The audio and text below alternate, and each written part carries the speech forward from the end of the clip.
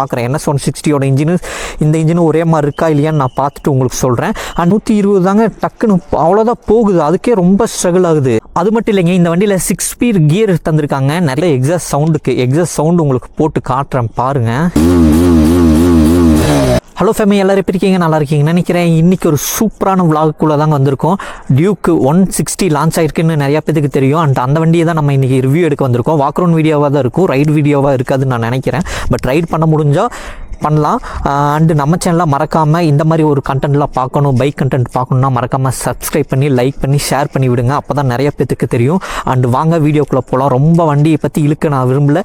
நிறைய short and கிறிஸ்பியாக நான் உங்களுக்கு சொல்கிறேன். உங்களுக்கு புரிகிற மாதிரி என்னோடய லாங்குவேஜில் உங்களுக்கு எடுத்து சொல்கிறேன். அதுக்கு மறக்காமல் நம்ம சேனலை சப்ஸ்கிரைப் பண்ணிவிட்டு பாருங்கள். வாங்க வீடியோக்குள்ளே போகலாம். எப்பயுமே ஒரு வண்டியோட இன்ஜின்லேருந்து தாங்க ஆரம்பிப்பேன். ஆனால் இந்த டியூக் 160ல் டிசைன் அண்ட் லுக்லேருந்து ஆரம்பிக்கலான்னு இருக்கேன்.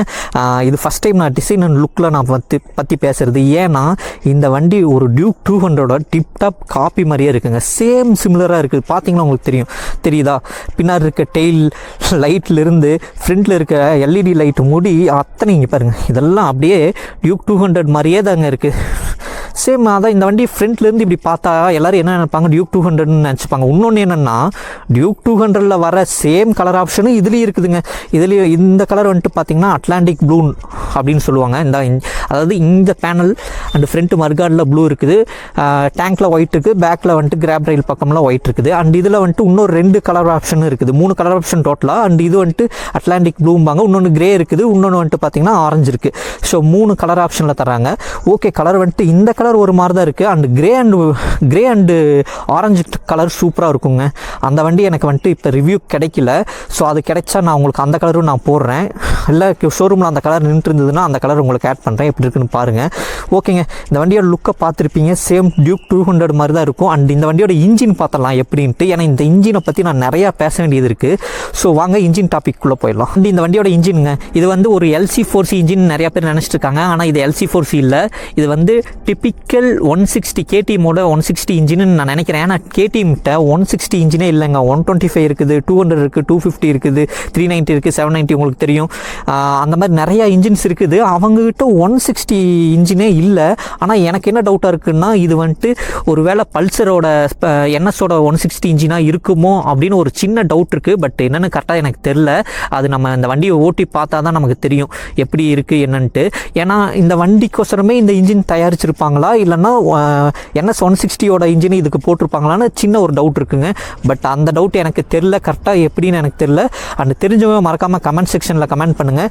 எந்த இன்ஜின் இதுக்குன்னு உருவாக்கியிருக்காங்களா இல்லைன்னா 160 இன்ஜினை தூக்கி இதில் போட்டிருக்காங்களான்னு அப்போ தான் எனக்கும் தெரியும். அண்ட் நானும் இந்த வண்டியை ஓட்டி பார்க்கும்போது நான் பார்க்குறேங்க எப்படி இருக்குது இந்த வண்டி 160 மாதிரி இருக்கா அப்படின்னு நான் பார்க்குறேன். NS 160யோட இந்த இன்ஜினும் ஒரே மாதிரி இருக்கா இல்லையான்னு நான் பார்த்துட்டு உங்களுக்கு சொல்கிறேன். அண்ட் இந்த வண்டியோட இன்ஜின் ஸ்பெசிஃபிகேஷன் போயிடலாங்க. இன்ஜின் வந்துட்டு பார்த்தீங்கன்னா 164cc, அதாவது இங்கே போட்டிருக்கு பாருங்கள், 164cc single cylinder liquid cool engine வந்துடுது. பரவாயில்லைங்க, ஒரு 160cc வண்டிக்கு லிக்விட் கூல் இன்ஜின் கொடுத்துருக்காங்க. இங்கே பாருங்கள், லிக்விட் கூல் அண்ட் ஆயில் வந்துருக்கு பாருங்கள். லிக்விட் கூல் இன்ஜின் கொடுக்குறாங்கன்னா பெரிய விஷயம். சிட்டிக்குள்ளே தான் 160னா சிட்டிக்குள்ளே தான் ஓட்டுவாங்க. ஹீட்டிங் இஷ்யூ இருக்கும், நிறையா வரும் எனக்கு தெரிஞ்சு. ஸோ சொல்லவே தேவையில்ல. KTMனால கொஞ்சம் கொஞ்சம் நல்லாவே ஹீட் அடிக்கும். இப்போ அதை கொஞ்சம் கம்மி பண்ணியிருக்காங்க. பட் இருந்தாலும் அந்த ஹீட்டிங் வந்துட்டு தெரியுது, நமக்கு தெரியும். ஸோ அதனால இந்த வண்டி லிக்விட் கூலுங்க ரொம்ப ஹெல்ப்ஃபுல்லாக இருக்கும். அண்ட் இந்த வண்டியோட BHP வந்துட்டு பார்த்தீங்கன்னா 18.4 BHP 9500 RPMல ப்ரொடியூஸ் பண்ணுதுங்க. அண்ட் 15.4 BHP 7500 RPMல ப்ரொடியூஸ் பண்ணுதுங்க. எனக்கு தெரிஞ்ச ஒரு நல்ல இன்ஜின் தான் நான் நினைக்கிறேன். ஆனால் இந்த வண்டி வந்துட்டு பார்த்தீங்கன்னா MT கூட கம்பேர் பண்ணலாம். பட் இந்த வண்டியோட டாப் ஸ்பீட் நான் வந்துட்டு ஆன்லைன்லேயே பார்த்துருக்கேன். இந்த வண்டியில் டாப் ஸ்பீட் செக் பண்ண முடியாது. ஏன்னா இது ஒரு புது வண்டி. அண்டு ஃப்ரண்ட்டில் எதுவுமே கனெக்ட் பண்ணலன்னு நான் நினைக்கிறேன். அது பண்ணியிருந்தாங்க அப்படின்னா டாப் ஸ்பீட் செக் பண்ணுறேன். அது மட்டும் இல்லைங்க, இந்த வண்டியில் 6 ஸ்பீட் கியர் தந்திருக்காங்க. நிறைய 160ல் 5 கியர் தான் இருக்குது. இந்த வண்டியில் 6 கியர் வர்றது ரொம்ப பெரிய விஷயம். இந்த வண்டியோட போர் அண்ட் ஸ்டோக் வந்துட்டு பார்த்தீங்கன்னா 60 வருது. ஸ்டோக் வந்துட்டு பார்த்தீங்கன்னா 48 வருது. எனக்கு தெரிஞ்சு நல்ல வெல் டியூனடு பைக்குன்னு தான் நான் நினைக்கிறேன். ஏன்னா நான் இந்த இப்போ ஓட்டிகிட்டு வரும்போதே பார்த்தேன், பயங்கர ஸ்மூத்தாக இருக்குது. ஒரு வைப்ரேஷன் இல்லை. எனக்கு தெரிஞ்சு புது வண்டிங்கனால இல்லையா என்னன்னு தெரில. பட்டு வைப்ரேஷன் ரொம்பவே இல்லைங்க, ரொம்ப கம்மியாக இருக்குது. நம்ம டியூக் 200 எப்படி ஓட்டுவோம் அதே மாதிரி தாங்க இருக்க வண்டி. இதுதான் இதோட இன்ஜின் ஸ்பெசிஃபிகேஷன். அடுத்து இந்த வண்டியோட டேங்க் கெப்பாசிட்டி பார்த்துடலாம். டேங்க் கெப்பாசிட்டி வந்துட்டு பார்த்தீங்கன்னா 10.2 லிட்டர் தராங்க. ஓகே தான் 160 சிசிக்கு 10.2 லிட்டர் ஓகே தான், நம்ம அதை ஒன்றும் குறைலாம் சொல்ல முடியாது. அண்ட் இதோட ரிசர்வ் வந்துட்டு பார்த்திங்கன்னா 1.2 தராங்க. 1.2 லிட்டர் இது போதும் தாங்க, சிட்டிக்குள்ளே நல்லாவே இருக்குது. ஹைவேக்கு 10 லிட்டருங்கிறதே இப்போ ஒரு பெரிய விஷயம் தான், ஒன்றும் பிரச்சனை இல்லை. நிறைய பேருக்கு இந்த வண்டியோட சீட் ஹைட் தெரில, சீட் ஹைட் சொல்லிடுறேன். 815 mm வருதுங்க. இருங்க நான் கால் போடுறேன் பாருங்க. இப்போ என்னோடய ஹைட்டுக்கெல்லாம் ஃபுல்லாகவே எட்டுங்க, தெரியுதா, கரெக்டாக எட்டும். அண்ட் இந்த வண்டியோட கிரவுண்ட் கிளியரன்ஸ் வந்துட்டு பார்த்தீங்கன்னா 174 வருதுன்னு நான் நினைக்கிறேன். ஆமாங்க, கிரவுண்ட் கிளியரன்ஸ் 174 நல்லாவே இருக்குது. லைட்டாக இங்கே மட்டும்தான் அந்த பெண்டு பைப் மாதிரி வருதுல்ல, அங்கே மட்டும்தான் கொஞ்சம் பயப்பட வேண்டியது இருக்குது. மற்றபடி இன்ஜின்லலாம் அவ்வளோ காடியெலாம் விழுகாது. சீட் ஹைட் வந்துட்டு பார்த்தீங்கன்னா கொஞ்சம் ஜாஸ்தி தான் இருக்கும். ஏன்னா இது அதான் சொல்கிறேன் பாருங்கள், டியூக் 200க்கு சிமிலராகவே தான் இருக்குது. ஸோ அதனால் அதோட சேம் ஹைட்டு மாதிரி தான் எனக்கு தெரியுது. ஒன்றும் பெருசாலாம் ஒன்றும் எனக்கு தெரில. பெருசானா என்னோடய ஹைட்டுக்கு பெருசாக தெரில, பட் சின்ன கொஞ்சம் குள்ளையாக இருந்தாங்கன்னா கொஞ்சம் ரிஸ்க் தான். ஆனால் வண்டி வெயிட்டில் இல்லைங்க, வண்டி வெயிட் வந்துட்டு பார்த்தீங்கன்னா 147 கிலோ வெயிட் தாங்க இருக்குது.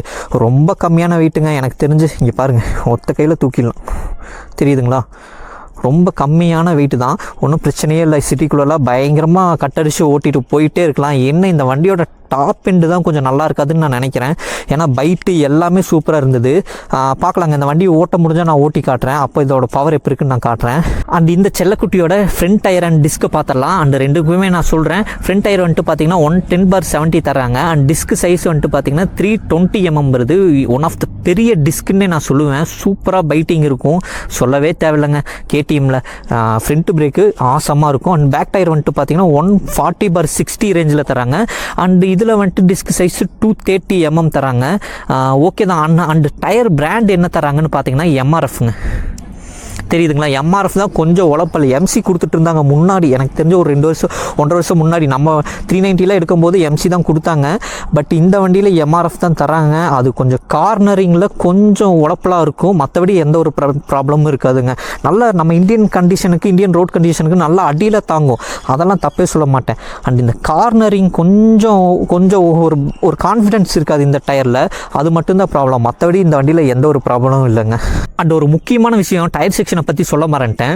டியூப் வருதா டியூப்லெஸ் வருதான்னு கேட்டிருந்தீங்க நிறைய பேர். இந்த வண்டியில் வந்துட்டு பார்த்தீங்கன்னா டியூப்லெஸ் டயர் தாங்க வருது. ஏன்னா டியூப் போட்டோம்னா நமக்கு இந்த வண்டியில் சென்டர் ஸ்டாண்டும் இல்லை, சிந்தாபாத் ஆயிருங்க. அண்டு 2 டயர் வீல் சைஸ் வந்துட்டு பார்த்தீங்கன்னா 17 inches தான் வருது. ஃப்ரண்ட் அண்ட் பேக் ரெண்டுமே வந்துட்டு 17 inches டயர் தான் வந்திருக்கு. ஸோ சிட்டிக்குள்ளே இந்த சைஸ் டயரே போதுமானது, ரொம்பவே கரெக்டாக இருக்கும். ஏன்னா ஆஃப் ரோடு வண்டிக்கு தான் கொஞ்சம் பெருசாகவும் கொஞ்சம் சிறுசாகவும் தருவாங்க. அண்டு நம்ம ஸ்ட்ரீட்குள்ளேயும் சிட்டிக்குள்ளே ஓட்டுறது தானுங்க. இந்த வண்டியை மிஞ்சி போனால் ஹைவே எனக்கு தெரிஞ்சு ரொம்ப பேரில் எடுத்துகிட்டு போக மாட்டாங்க. அப்படி எடுத்துகிட்டு போனாங்கனாலும் ஒன்றும் பிரச்சனை இருக்காது. அண்டு நிறைய பேர் ஆவலோடு இருக்கிறது இந்த வண்டியோட எக்ஸாஸ்ட் சவுண்டு உங்களுக்கு போட்டு காட்டுறேன் பாருங்கள். அண்டு அண்டர்பில்லி தான் கொடுத்துருக்காங்க. சேம் டியூக் 200ஓட மாதிரி தான் அண்டர்பில்லி தான் கொடுத்துருக்காங்க. இந்த பார்த்தா தெரியுதுங்களா, இங்கே அண்டர்பில்லி தான் கொடுத்துருக்காங்க. இருங்க வண்டியை ஸ்டார்ட் பண்ணி பார்த்துடலாம். ஒரு சூப்பரான ரிஃபைன்மெண்ட்டான ஒரு சவுண்டு கேட்டுச்சு ஸ்டார்ட் பண்ண உடனே. வருங்க, இதான் இனிஷியல் பைட்டு. அண்டு ரேவ் பண்ணி பார்க்கலாம். இந்த பைட்டை கேட்டு பாருங்கள், ஃபஸ்ட்டு ரேவ் பண்ணி பார்க்கலாங்களா.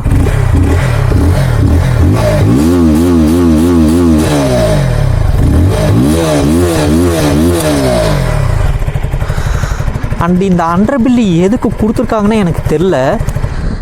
ஏன்னு சொல்லணுன்னா, அந்த அண்டர்பில்லி கொடுத்து ஒரு சவுண்டு வரும், அந்த சவுண்டு இந்த வண்டியில் வரல. அதாவது டிப்பிக்கல் டியூக்கோட ஒரு சவுண்டு ஒன்று வரும். பழைய ஜென்ரேஷன் யூஸ் பண்ணியிருந்தீங்கன்னா தெரியும், அந்த அண்டர்பில்லியில் நல்ல சவுண்டு வரும். ஸோ இதில் வந்து எனக்கு அந்த NS 160ஓட சவுண்டு மாதிரி தான் எனக்கு லைட்டாக தெரியுது. அந்த இன்ஜினில் வர சேம் ஒரே மாதிரி சவுண்டு மாதிரி தான் தெரியுது. பட் என்னன்னு தெரில. நான் இந்த வண்டியை ஓட்டி பார்த்துட்டு அதுக்கப்புறம் ஃபுல்லாக நான் உங்களுக்கு சொல்கிறேன் இந்த வண்டி எந்த இன்ஜினு எப்படி இருக்குது, என்ன பர்ஃபார்மன்ஸ் பண்ணுது அப்படின்ட்டு.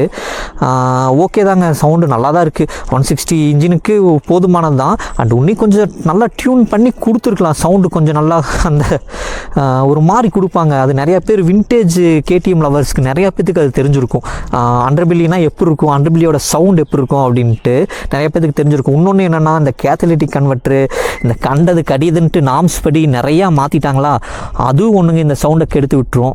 ஸோ இதெல்லாம் தாங்க இந்த வண்டியோட ஒரு சின்ன சின்ன விஷயம் தாங்க வண்டியை கெடுத்து விட்டுரும். மற்றபடி வண்டி நல்லா தான் இருக்குது, பிரச்சனையெல்லாம் இல்லை. நெக்ஸ்ட்டு சஸ்பென்ஷனை பற்றி பார்த்துடலாங்க. பேக்கில் வந்துட்டு பார்த்தீங்கன்னா, அதாவது ரியரில் வந்துட்டு பார்த்தீங்கன்னா மோனோஷாக் தான் கொடுத்துருக்காங்க. வித்து அட்ஜஸ்ட்மெண்ட்ஸ் இருக்குது. 6ன்னு நினைக்கிறேன், 6 or 7 அட்ஜஸ்ட்மெண்ட்ஸ் இருக்கும்.